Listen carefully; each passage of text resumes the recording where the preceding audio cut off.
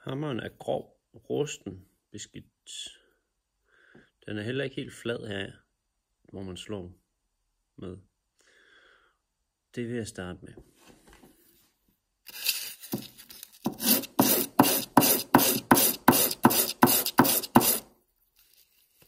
Se, jeg får slebet kanterne af. Så er det bare at gøre det et stykke tid.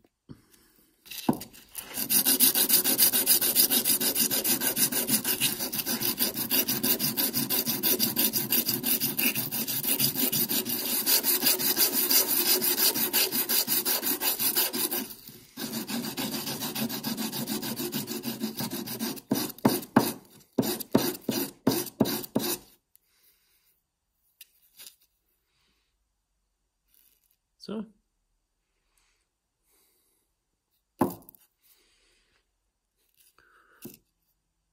Forkanten her, om man har sådan en eller en med en kugle på, skal jo også have en tur, så den bliver pæn.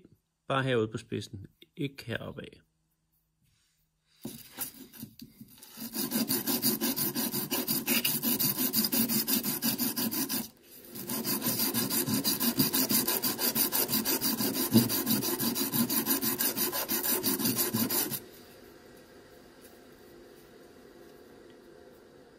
Så blev den også fin.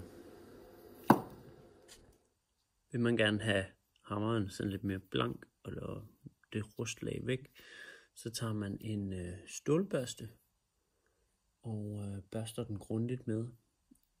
Men dem jeg har, de ligger på skolen, så jeg kan vise jer før og efter. Så er den klar til et skaft.